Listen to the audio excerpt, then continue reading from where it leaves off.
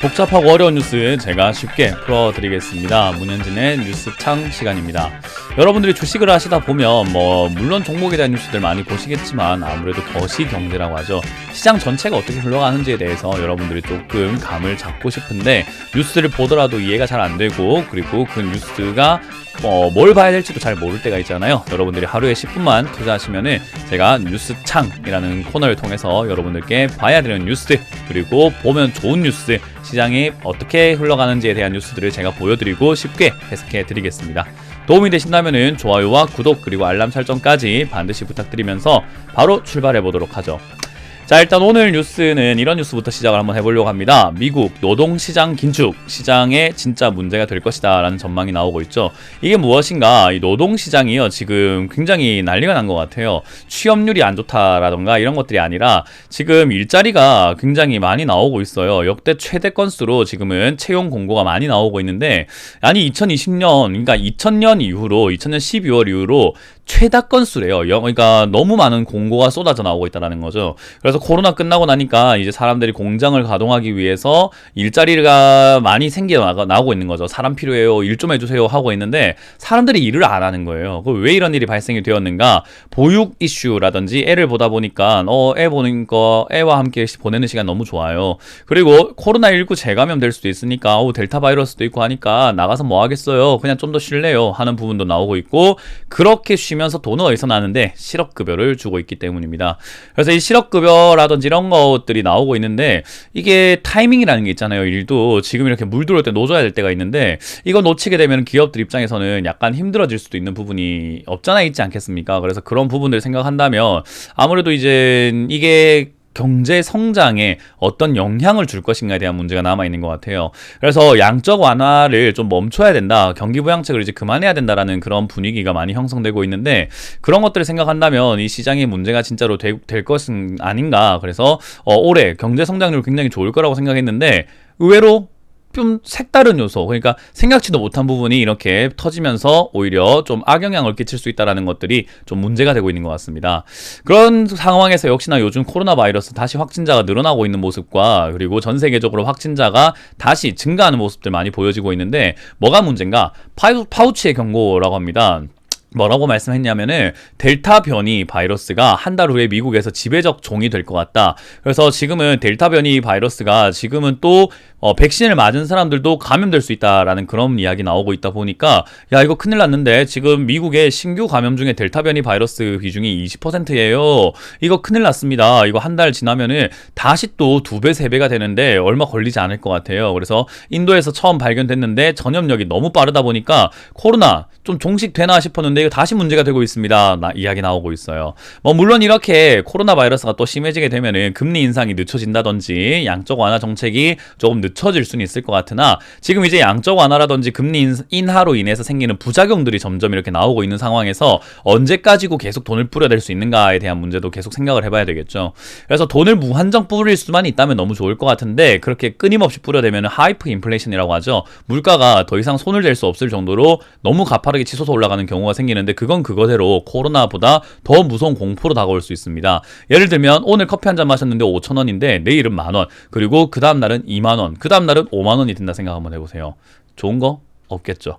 그래서 이제 그런 부분들 생각 한번 해보신다면 역시나 델타 변이 바이러스, 이것도 지금은 리스크가 생기고 있다 보시면 되겠고요. 그런 상황에서 이제 전 세계 경제가 너무 고점에 와 있는 것은 맞는 것 같고, 그런 상황에서 리스크가 있다라고 보고 있는데, 모건 스탠리 이런 이야기를 합니다. 물론 제가 부정적인 이슈와 뉴스를 많이 보여드렸고, 저는 한국 증시 지금 이렇게 올라와 있는 건 분위기에 취해서 그런 거지, 술이 깨고 나면 숙취가 굉장히 심할 것이다 라고 제가 경고도 많이 하고 있고 부정적인 입장을 펼치고 있지만, 아니 그래도 모건 스탠리가 코스피가 가장 먼저 조정받는다니까 이 기분이 나쁩니다. 한국인이잖아요 저도. 아니 자기가 뭔데 우리 대한민국을 그런 게 있는 것 같아요. 그래서 가장 먼저 무너진다라고 하고 있는데, 그 왜 그런가? 아무래도 부채 증가율이 제가 너무 가파르다라고 많이 말씀드렸고, 지금 역대 최대 부채 증가와 부채량을 보여주고 있잖아요. 그런 리스크들이 굉장히 작용을 많이 하고 있다 보니까 한국 증시가 너무 과열 단계에 들어와 있다는 거죠. 비트코인도 아무래도 가상화폐 시장도 K 프리미엄이라고 해서 김치 프리미엄이라고 표현을 하던데, 그런 부분들로 인해서 우리나라 거래소 시장에서만 가상화폐가 너무 급등해 있다가 또 폭락도 너무 가파르게 했잖아요.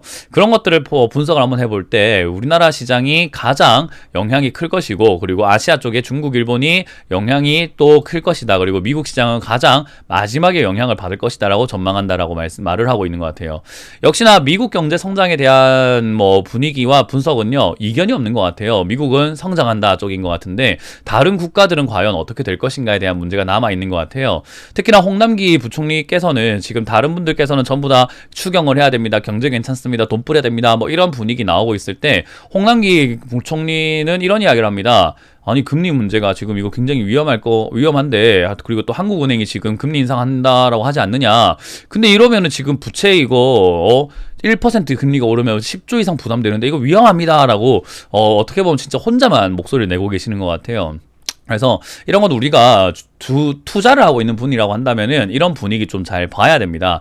아니, 금리가 올라가는 거랑 우리랑 무슨 상관이에요? 주식이랑 무슨 상관이에요? 싶겠지만 신용 잔고로 투자한 사람들에게도 부담이 되고요. 부동산으로 투자한 사람들에게도 부담이 되고요. 카푸어라든지 마이너스 통장, 마이너스 대출 이런 것들을 통해서 우리가 흔히 말하는 비트코인이라든가 가상화폐, 비투를 하시는 분들은 역시나 당연히 부담될 수밖에 없는 분위기예요. 근데 이제 그 부담이 버틸 수만 있다면 다행인데 버티지 못할 때 이런 것들은 다 터지게 되죠. 빚이라고 하는 것은 여러분들이 얼마를 지고 있든 한도를 얼마까지 채워서 냈든 그런 건 상관이 없어요. 그거를 갚지 못할 때 그건 나에게 족쇄가 되고 나에게 치명적인 무기가 돼서, 흉기가 돼서 나에게 겨루어지게 되는 거예요.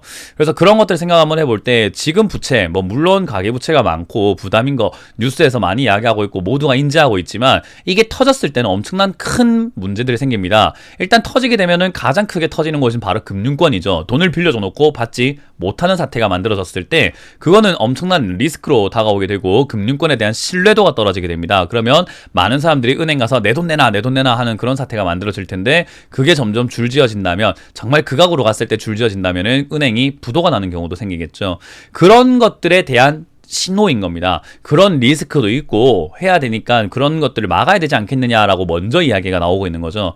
이게 이제 해소가 되고 정말로 이런 리스크들이 사라진다면 저도 비관적으로 보지는 않을 겁니다. 시장 괜찮아졌습니다. 좋네요. 이제는 매수해야 됩니다. 무조건 가야 됩니다. 투자해야죠. 라고 하겠지만 이 리스크 아직 사라지지 않았고 시험대에 올라와 있습니다. 도마 위엔 올라와 있는데 아무도 누구도 그 도마 위에 올라와 있는 생선을 조리할 생각은 하지 않고 리스크라고 생각하지 않고 있는 그런 부분인 거죠.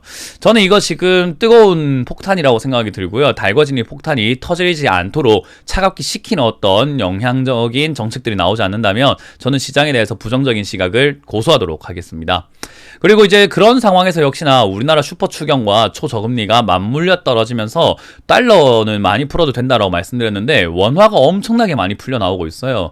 그래서 이 100조 돈 풀기가 나오게 되면서 우리나라의 돈을 막 풀다 보니까 인플레이션이라든지 이런 것들에 대한 부작용을 우려하고 있죠. 그러다 보니까 지금 한전이 적자가 많이 심함에도 불구하고 유가가 올라서 생산 원가가 올라갔음에도 불구하고 전기료를 올리지 못합니다. 왜? 전기료가 올라가면 물가가 올라가게 되거든요. 그리고 표심을 잃을 수 있기 때문에 함부로 손댈 수가 없는 부분이겠죠. 그런 부분들이 계속 쌓여 나가면서 결국은 인플레이션이라고 하는 그런 거에 위험에 노출돼 있어요. 근데 만약 이 미국 달러와 원화로 생각을 해봤을 때 돈 푸는 거 좋다 이거예요. 근데 흡수를 하게 되면은 누가 더 빨리 흡수할 것인가 라고 본다면 당연히 미국 달러는 전 세계적으로 흡수를 하게 될 것이고 원화는 우리나라만 하게 되는 겁니다.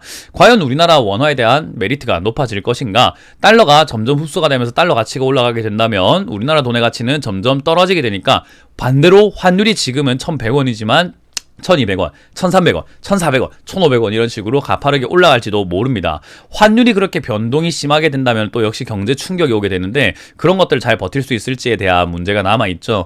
그래서 지금 한국 경제는 전대미문의 길로 들어가고 있다는 평가를 받고 있습니다. 그 누구도 어떻게 될지를 모르는 거예요. 왜? 처음 겪어보는 상황이니까요. 그러나 우리가 기본 상식적으로 생각해 본다면 지금 이 상황 약간 리스크가 있다라는 거. 그래서 투자를 우리가 마음 놓고 하기에는, 뛰어놀기에는 얼음판, 우리가 놀고 있는 발판이 안전하지 않다라는 생각을 한번 해보셔야 될 것 같습니다.